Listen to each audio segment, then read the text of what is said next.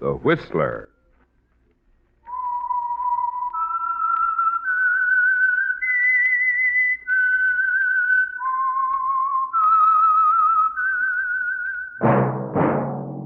That whistle is your signal for the Whistler.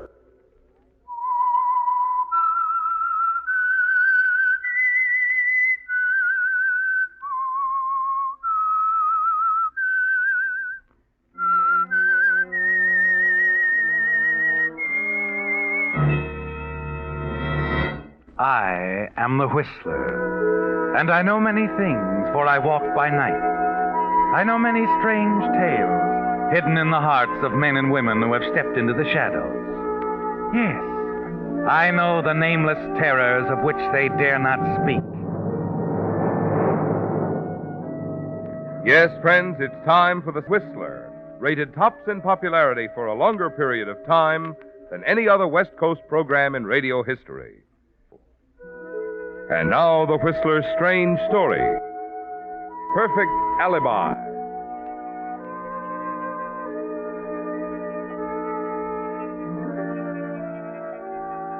Entering the Golden Sparrow, a cozy little cocktail lounge near the far end of Beverly Boulevard, private investigator Johnny Seltzer, 30, handsome, off duty at the moment, found business at a standstill.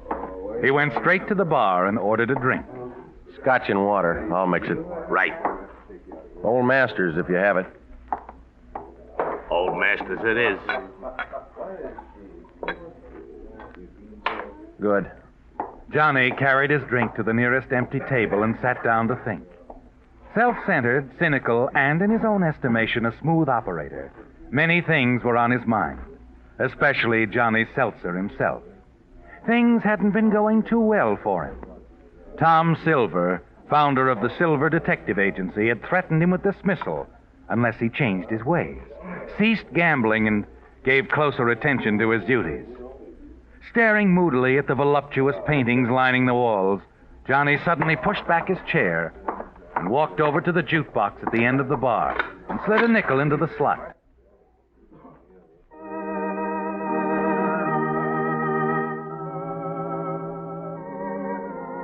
Returning to his table, he sat back to finish his drink, listen to the music, and sympathize with himself. Ordinarily, Johnny would have welcomed the voice which abruptly shattered his mood. A low, sibilant voice that seemed to come from nowhere. I like music, too. Does that make us pals? Well, don't seem very happy. I was. Most men would be glad to see me. Yeah, well, I'm different. I'm sure you are. That's why I came over. That was my wife's favorite line. Maybe that's why it didn't register. That could be. You didn't like her much, huh? I didn't. Divorced? I didn't kill her. Say, what are you anyway, an investigator for the World Psychology Foundation? I'm surprised you haven't asked me why I got married in the first place. Oh, I figured that out already. Doe. And it shows on you, too. What? Your merger with the bankroll behind that mink and ice you're modeling there. No merger. Present. From a relative. That's quite a coincidence, isn't it? What is? Two people who like money meeting up in a place like Hollywood. And now that we know all about each other, let's call it a day, huh? Why? Why not? Oh, I don't know. Maybe because it's still early. Maybe because it's raining outside. That's not good enough. I like to walk in the rain. Nice if you'd invite yourself over. Maybe I'll run into you again sometime. Wait a second. Yeah? Am I that hard to take? How would I know? You might find out. I'm not curious. Can I take your order? No, thanks. I'm taking a powder. Waiter, 2 scotches and waters. Right. We'll mix them. I said I was leaving. Don't be like that, Johnny. Hmm? Sit down. What was that name you called me? You're Johnny Seltzer, Private Eye, aren't you? Okay. You know who I am. I figured that pickup pitch was a phony. Well, like you said, I'm Johnny Seltzer. And I'm Alice Collins. Who's she? She's the niece of Charles Collins. Charles Collins. Not the #1 boy of lumber. That's what it says in the papers. I never saw him till 2 years ago. He wrote and asked me how I'd like to live out here, and I said I'd like it. So here I am. Mm-hmm. Eastern talent? I was born and raised in Springfield, Missouri. Who sent you to me? Nobody. I saw you out at Dilbo's one night last week. I asked a croupier who you were. I see. The lady gambles, loses. Now she wants me to get her money back, right? Wrong. No, I don't think so. What did you do? Follow me here from the office? Mm-hmm. Am I forward? Oh, just say easy to approach, like a department store. Pardon me. Okay, waiter. Let's have the check, huh? Just put it on my bill, will you please? Certainly, Miss Collins. Take it out of this. Keep the change. Thank you, sir. Well, that was nice of you, Johnny. Cigarette? Thanks. Now, look, Springfield. You got an angle or you wouldn't be talking to me. What is it? You ought to get over that inferiority complex. There's no angle. I just thought you'd be a nice guy to know. Later on, after I know you better, I might be able to throw a little business your way. Detective business? Terrific detective business. Maybe as much as $50,000. Well, that's nice money. It's too bad I work on a straight salary. The Tom Silver Detective Agency makes the deal. Not this one. This would be a special deal, Johnny. $50,000. Just for you. Interested? If it was legit, you wouldn't be putting out that kind of dough. You're jumping to conclusions, aren't you? Maybe. But if I'm wrong, you can always take it up with the agency. You know where the office is. Okay, Johnny. But if you ever change your mind and want to talk it over, call me up. I will. So long, Springfield. You can get me almost any afternoon at Melrose. 5, 4, 3, 2, 1. That's easy to remember, Johnny. All you have to do is count 5 backwards.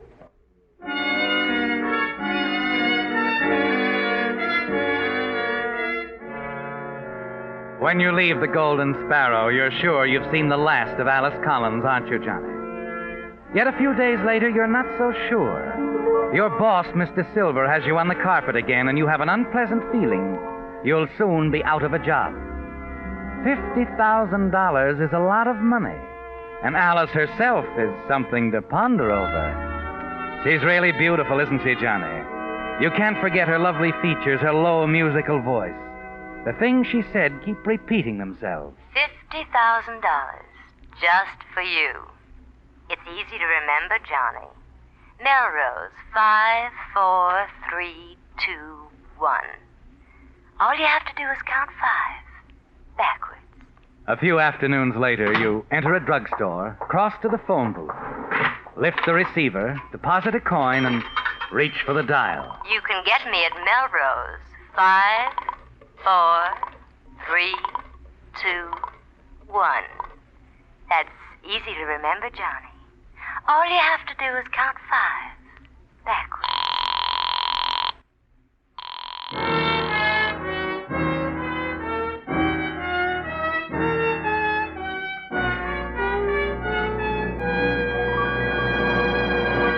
With the prologue of Perfect Alibi, brings you another strange story by The Whistler.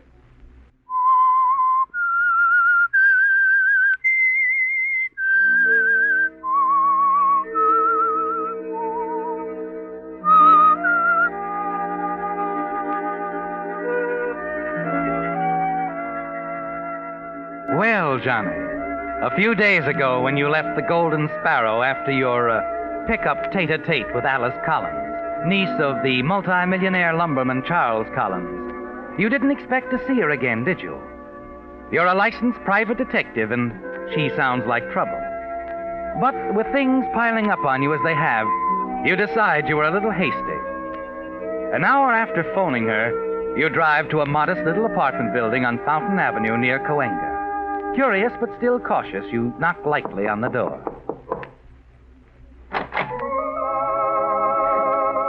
Hello, Springfield. Hello, Johnny. Come in.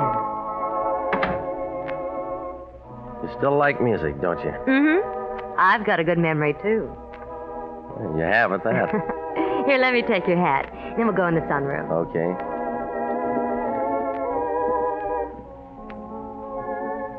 Sit here, Johnny, and help yourself. Cigarettes, scotch, and ice water. Oh, this is cozy. Real cozy. My uncle gives me a very nice allowance. I spend every weekend with him, out at his home near the ocean. That's quite a home from what I hear. Swimming pool, badminton court. Mm-hmm. But I'm young and like to go places. Uncle Charles didn't want me to drive out there alone late at night all the time, and so he suggested I take an apartment in town. You see, I'm his only blood relative. You ought to have quite a future. Mm-hmm. If I'm not an old lady before anything happens to him. I wouldn't dwell on it. Nobody lives forever. Excuse me, Johnny. Sure. Oh, Frankie. Hello, beautiful. Here. Thanks. Oh, orchids. They're lovely. So are you. How about a drink? In the sunroom. You can mix me one while I put these in the icebox. I've been talking with the man for Uncle Oh, Johnny. Hello, this is... Snoop. Well, you two know each other? For years. Hiya, Frankie. What are you doing here? I'm here a lot. How gorgeous. Yes. You see, Johnny... What I can't figure out is what a Snoop's doing here. Business. Strictly business, Frankie. You see, Uncle Charles has been sick, and, well, he heard rumors, things at the mill weren't on the up and up, and asked me to make some inquiries. Why didn't you ask me about it, baby? I'd have gotten you the best in the business. You don't think Johnny's good? He's all right. Oh, forget it, Snoop. I'm sorry I acted like I was sore. But when you're nuts about a dame, well, you know how it is. Sure, Frankie. That's okay. Cigarette? Yeah, thanks. I'll be back in a second. I want to put these on. All right, take your time. It's a nice cigarette. Class, too. F.B. Frankie Benson, monogrammed in Old English. Everything. You really like it? Like I said, Frankie. Class. Well, here. Take a bunch. Oh, no, I didn't mean Go that. ahead, go on. I order them by the gross. Well, thanks. This job for old man Collins you're talking to the doll about. Oh, I don't know anything about it yet. I just got here 2 minutes before you did. No. How about a drink? Sounds fine. I think I'll skip it, baby. You got to talk to Snoop here. I'll pick you up at dinner around 7, okay? Sounds fine. Good. Drop around later on, Snoop. Say around 5:30. I might have an idea for you. 5:30 it is. So long, Frankie.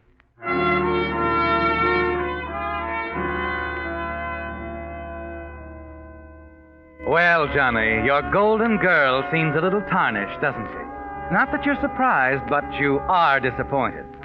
And a little nettled to realize that a girl with the background of Alice Collins would waste her time on a gambler, a glorified hoodlum like Frankie Benson, operator of the notorious Dilbo's Gambling Club. After Frankie's departure, you make no attempt to hide your annoyance. Nice friends you got. Honestly, Johnny, it's not what you think. What do I think? You think I'm Frankie Benson's girl? Well, aren't you? No. He thinks so. I know he does. The way things are, I've had to let him think so. I owe him money, Johnny, a lot of money. Oh. So the lady did gamble and lose. Yes, she did. And if Uncle Charles found out, he'd cut off my allowance like that. Maybe send me back to Springfield, even. So you want me to get your money back? Springfield. This is where I came in. Frankie Benson plays too rough for me. Way too rough. Wrong again, Johnny. I don't want you to stick out your neck for me. What do you want me to do? Just, that's all. Look, Springfield, that day I met you, you mentioned a piece of business you could throw my way. $50,000 worth.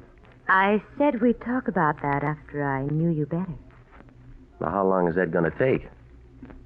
Not very long, I hope.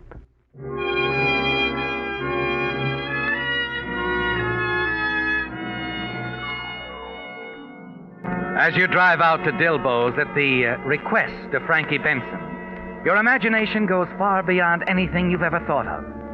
You decide to marry Alice Collins. She's beautiful, and someday she'll inherit the Collins lumber fortune, reported to amount to more than $2 million. But you're worried about her connection with Frankie Benson. Frankie usually gets what he wants in one way or another. And when he doesn't, well, accidents happen, don't they? But when you enter his office, he's more than friendly. Hello, Sherlock. Sit down. Thanks. Take a handful of cigarettes. You said you like them. Well, like I said, they're class. I haven't seen you around lately, Johnny. What's the matter? Don't you like to play here anymore? Oh, sure, Frankie, but, well, I owe you nearly a G right now, and I figured maybe I'd better pay up before I... Oh, your credit's always good here, Johnny.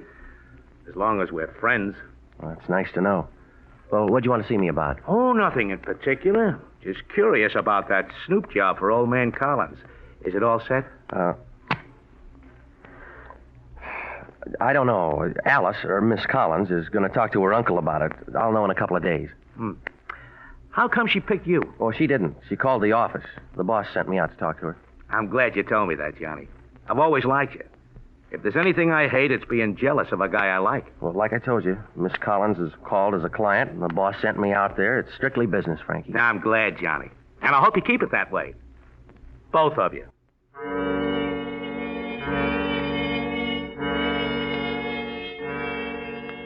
Frankie Benson's cordial manner doesn't fool you for a minute, does it, Johnny? It only makes his thinly veiled threats more pointed. Frankie Benson is still a gangster of the old school. And you have no intention of giving up Alice Collins. But you decide you'd better be careful. And for the next few weeks, your meetings with Alice are at out-of-the-way places, usually some distance into the country. You're determined that nothing is going to prevent your marrying her and enjoying the fortune which will be hers after the death of her uncle. The idea of her uncle's quick departure doesn't seem to shock you at all anymore, does it, Johnny? She says nothing further about the business deal she mentioned. Finally, as you decide it's time for a showdown, she phones you late one evening and asks you to drop by her apartment. She seems tense and excited. Frankie Benson dropped in this afternoon, Johnny. He wasn't very pleasant. Now, look, you're playing with dynamite leading that guy on. He always takes care of Welchers, and when he goes nuts over a dame, he really goes nuts. The last dame that tried to fool him had a very peculiar accident. She fell on a letter opener and cut herself bad. I know.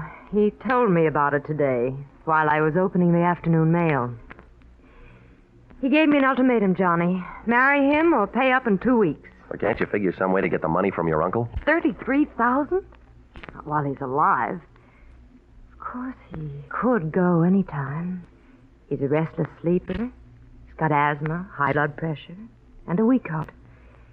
He might even get tangled up in the bedclothes some night and smother. You think that might happen? It could. And if it did, there'd be $50,000 in it for me, right? Yes, $50,000 just for you. It's too risky. I wouldn't be around long enough to spend it. There's no risk at all. I'll take you out to Uncle Charles a couple of times. By the time you make up your mind, you'll know every foot of the place. You'll have the key to the front door in your pocket. The servants will all be deaf, huh? On Thursday nights, they're out. Except Whitcomb, the butler. He's always there in case Uncle Charles needs him. Wait a minute. You'd expect me to... Whitcomb's no problem. No problem at all. He always reads in the library near the phone. You see, you'll open the front door at 11 o'clock. At 2 minutes before 11, I'll phone. When he answers, I'll hold him for 10 minutes at least. That'll give you all the time you need. Uncle Charles' death will be the most natural thing in the world. Doctor says it could happen any time. Mm-hmm. You really got it figured out, haven't you? A long time ago. Yeah, well, I'm afraid you picked the wrong guy. Too many chances for a slip-up. Things could go wrong. The doc might get suspicious, find it was murder. What if he does? You won't be connected with it. You'll have a perfect alibi. What? You'll be with me at my place all evening. There's no reason to think that I'd wish my uncle any harm. We'll have a few drinks. You can leave your fingerprints over everywhere. Forget your cigarette case, your top coat. It'll stand up. What about it, Johnny? $50,000's not enough. After the will's settled, I'll double it. No, that's not enough either. I'm not interested in the money anymore. I want you, Springfield. I want to marry you. Do you think I'd ever let you get away from me, darling? I like that. So did I. What about next Thursday, Johnny? Maybe. I got to figure out the other half of the problem first. The other half? Frankie Benson. As long as he's around, what happens to your uncle won't mean a thing.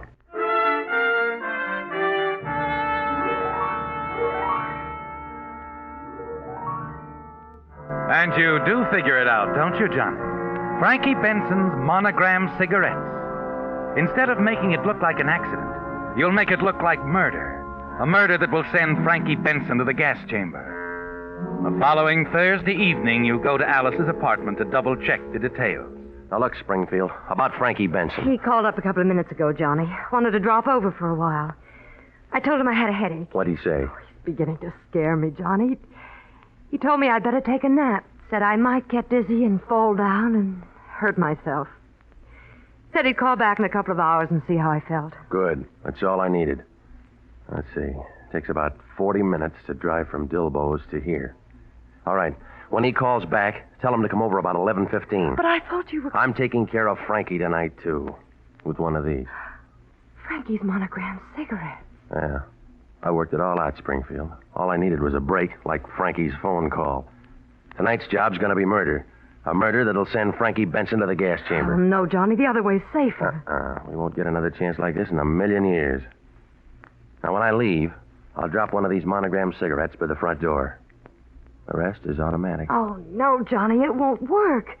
The cigarette will point to Frankie, sure, but it won't stand up when he tells the police he was framed. They'll believe him. Frankie hasn't any reason to kill Uncle Charles. I've taken care of that, too.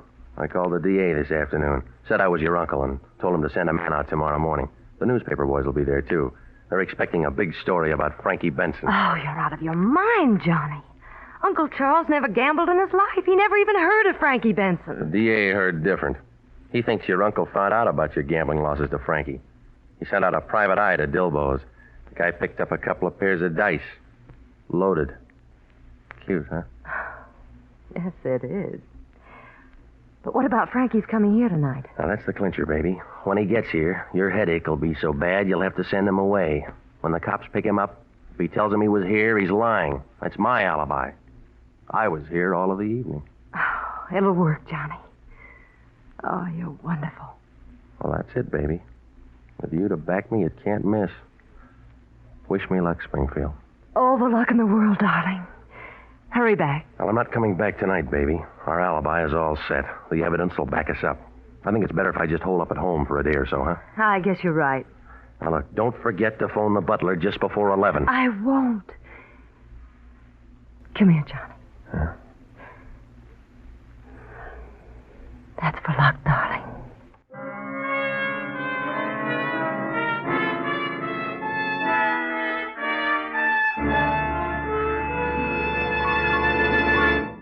The Whistler will return in just a moment with a strange ending to tonight's story.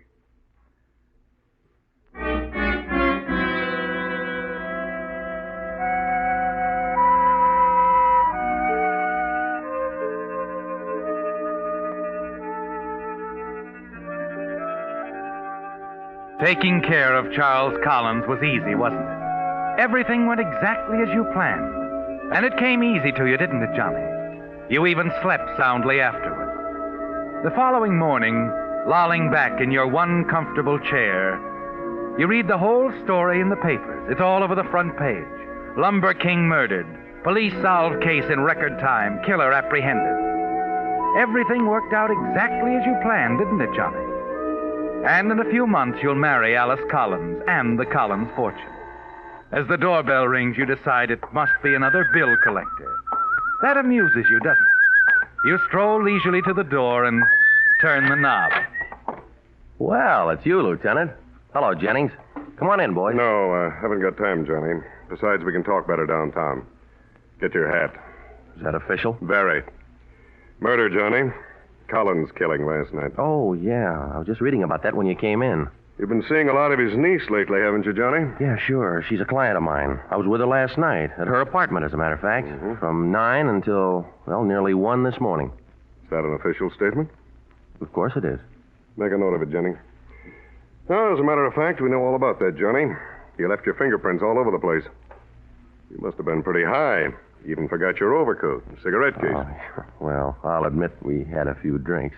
But what's the idea, Lieutenant? The morning paper says you've already nabbed the guy that killed Collins. Yes, we have. Frankie Benson. He was a little noisy making his exit. Got panicky and dropped his card as he opened the front door. A half-smoked cigarette. Monogrammed. His own special brand. Benson admitted it? No. But his alibi was so phony, he's as good as convicted right now. Yeah, but what motive would Benson have? Plenty. Old man Collins had him cold. Crooked game. Loaded dice. He was going to give the DA the whole story this morning. Well, if you've got everything so sewed up, why do you want to talk to me about the Charles Collins murder? We're taking you in for the murder of his niece, Alice Collins, Johnny. She got hers about 11 last night in her apartment. stabbed with a letter opener as if you didn't know. Pretty clumsy accident, Johnny.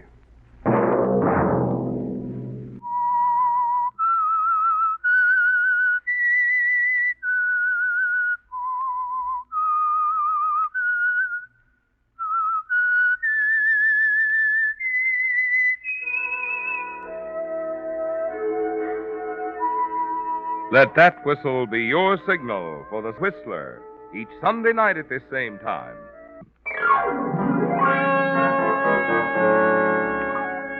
Featured in tonight's story were Jack Webb, Doris Singleton, and Eddie Marr.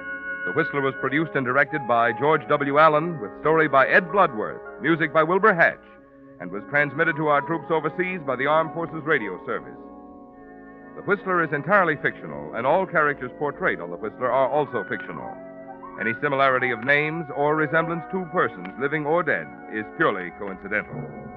Remember at the same time next Sunday, another strange tale by The Whistler. Marvin Miller speaking. This is CBS, the Columbia Broadcasting System.